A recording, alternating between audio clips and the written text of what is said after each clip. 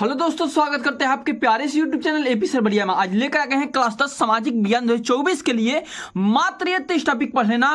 Paper में 100% guarantee कर रहे हैं कि टॉपिक जरूर आएगा। चलिए सीधे टॉपिक को स्टार्ट करते हैं। चलिए जी, पहला क्वेश्चन है कि जर्मनी का एकीकरण क्या है। जर्मनी का एकीकरण क्या है आप लोग को बताने जा रहे हैं। आपको बताने जा रहे हैं कि जो प्रश्न आज पढ़ाया जा रहा है 100% यह गारंटी रहेगा कि ये क्वेश्चन अगर 30 बताया जा रहा है तो इसमें से 18 आपके क्वेश्चन एग्जाम में सीधे बोर्ड एग्जाम में पूछा जाएगा। चलिए नेक्स्ट क्वेश्चन को चलते हैं। नेक्स्ट हमारा क्वेश्चन है, दूसरा क्वेश्चन है कि यूरोप में राष्ट्रवाद के विकास में संस्कृति का योगदान। आप लोग इसे क्या कीजिएगा कि सीरीज में से आप लोग देख सकते हैं कि आपके पास सीरीज होगा, गाइड होगा, किताब होगा, किसी भी टॉपिक में से ढूंढकर, यूट्यूब से, गूगल से, किसी भी चीज से ढूंढकर इस क्वेश्चन का उत्तर लिखकर आपको याद कर लेना है। अगर याद करने में आपको दिक्कत हो रहा है तो हमारे व्हाट्सएप में या यूट्यूब पे कमेंट कीजिएगा कि क्वेश्चन का आंसर चाहिए, हम तुरंत इसको अपलोड कर देंगे, ठीक ना। चलिए जी, तीसरा क्वेश्चन है कि फ्रांस की क्रांति के कारण लिखिए। फ्रांस के क्रांति क्यों हुई थी इसके कारण को लिखना है, ठीक है ना। नेक्स्ट क्वेश्चन की ओर बढ़ते हैं। चलिए नेक्स्ट क्वेश्चन चौथा है कि फ्रांस की क्रांति की परिणाम क्या था। मतलब कि जब फ्रांस की क्रांति हो गई तो उसका लास्ट में परिणाम क्या निकला। पांचवा क्वेश्चन है हमारा, पांचवा क्वेश्चन है कि रॉलेट एक्ट का परिणाम और कारण। रॉलेट एक्ट का मतलब कि जब रॉलेट एक्ट हो गया तो इसका परिणाम क्या हुआ और कारण क्या था कि रॉलेट एक्ट लगाया गया, ठीक है ना। नेक्स्ट हमारा टॉपिक है, नेक्स्ट टॉपिक है कि पूना पैक्ट पर किसके हस्ताक्षर हुए, शर्त लिखिए। पूना पैक्ट पर किसके हस्ताक्षर हुए, शर्त लिखिए। नेक्स्ट हमारा 7 नंबर क्वेश्चन है कि भारत में राष्ट्रवाद के उदय के 3 कारण लिखिए। 100% लगा लीजिएगा, 100% ये भी यही क्वेश्चन है। गांधी जी के नमक यात्रा, गांधी जी के नमक यात्रा, गांधी जी के असहयोग आंदोलन, ये सब गांधी जी से रिलेटिव एक क्वेश्चन तो आपके 100% एग्जाम में आएगा, ठीक है ना। 9 नंबर हमारा क्वेश्चन है कि असहयोग आंदोलन के कारण लिखिए। चलिए नेक्स्ट नंबर है 10 नंबर क्वेश्चन कि महामंदी के कारण की व्याख्या कीजिए। नेक्स्ट क्वेश्चन है, अगला क्वेश्चन, अगला हमारे पास क्वेश्चन है 11 नंबर कि ब्रेटेन वुड्स समझौता का क्या अर्थ है। मतलब कि ब्रेटेन वुड्स समझौता जब हुआ तो उसका अर्थ क्या निकला, यानी कि उसका अर्थ क्या है, इसके बारे में लिखना है।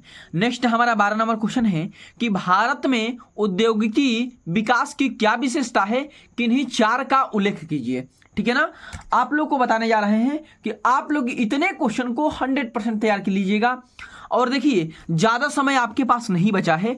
आप लोग क्या कीजिए कि 10-10 मतलब कि 30 बताए हैं तो 3 दिन के अंतर्गत, 3 दिन नहीं हो पाता है तो 6 दिन के अंतर्गत आप लोग क्या कीजिए कि 3-3 दिन 6-6 टॉपिक करके, मतलब कि एक दिन में 4 टॉपिक, एक दिन में 4 टॉपिक करके 5 से 7 दिन में टॉपिक याद कर लीजिएगा। ये भाई ये गारंटी रहेगा जी कि 30 टॉपिक में से 15 टॉपिक जरूर आएगा, एकदम 100% गारंटी रहेगा। चलिए नेक्स्ट टॉपिक है 13 नंबर क्वेश्चन है कि भूक्षरण से आप क्या समझते हैं। भूक्षरण क्या है आपको उसके बारे में लिखना है। पहाड़ी क्षेत्रों पर मृदा अपरदन, कहने की मतलब है कि जब पहाड़ी क्षेत्रों पे क्या होता है, मिट्टी की ज्यादा मात्रा में कटाव होने लगता है तो उसको रोकथाम के लिए हम लोग क्या करते हैं, मृदा अपरदन का क्या कारण है, कारण क्या है, ठीक है ना। क्या है मृदा अपरदन, मतलब क्या है और इसका कारण क्या है, मृदा अपरदन क्यों होता है। नेक्स्ट क्वेश्चन की ओर। चलिए भाई अगला हमारा 17 नंबर है कि भारत में पाई जाने वाली मृदा, मतलब कि भारत में कितने प्रकार की मृदा पाई जाती है, जैसे आप लोग पढ़े होंगे लाल मिट्टी, काली मिट्टी, जलोढ़ मिट्टी, सब इसके बारे में लिखना है। नेक्स्ट है 18 नंबर कि भू संसाधन, यानी कि भू संसाधन से क्या समझते हैं। 18 नंबर हमारा क्वेश्चन है कि भू संसाधन से क्या समझते हैं, इसके बारे में लिखना है। 19 नंबर क्वेश्चन है कि जैव विविधता से आप क्या समझते हैं, जैव विविधता से आप क्या समझते हैं, इसके बारे में लिखना है। 20 नंबर हमारा क्वेश्चन है कि जल दुर्बलता क्या है, कारण क्या है। मतलब कि जल दुर्बलता के बारे में आप लोग को लिखना है और इसकी किस कारण से ये सब होता है उसके बारे में आप लोग को लिखना है। तो ये सब टॉपिक बहुत ज़्यादा इंपॉर्टेंट है, इसको तैयार कर लीजिएगा। नेक्स्ट हमारा टॉपिक है 21 नंबर क्वेश्चन कि बहुउद्देशीय परियोजना के लाभ, मतलब कि बहुउद्देशीय जब परियोजना चलाया गया तो उसके लाभ क्या हुआ, ठीक है ना। चलिए नेक्स्ट हमारा क्वेश्चन है 22 नंबर क्वेश्चन। अगला क्वेश्चन देखिए 22 नंबर कि भारतीय कृषि की 3 विशेषता लिखिए। मतलब कि भारतीय कृषि के बारे में 3 को विशेषता लिखना है कि किस प्रकार से कृषि की जाती है, ठीक है ना। 23 नंबर क्वेश्चन देखिए कि चावल यानी धान की खेती के लिए उपयुक्त परिस्थितियों का वर्णन कीजिए। यानी कि चावल की खेती के लिए कौन कौन सी परिस्थितियां आती है उसके वर्णन करना है, उसके बारे में आपको क्या करना है, लिखना है। चलिए भाई 24 नंबर क्वेश्चन देखिए कि कृषि के 3 प्रमुख समस्याओं का उल्लेख कीजिए।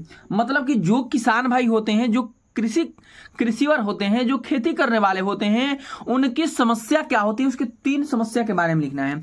आप लोग जानते हैं कि अगर जो कृषि होते हैं अगर उनकी अत्यधिक मात्रा में बारिश ना हो, अत्यधिक मात्रा में जैसे कि मौसम होना चाहिए वैसे ना हो, तो उनके कृषि पर प्रभाव पड़ता है, उसके बारे में लिख देना है आपको।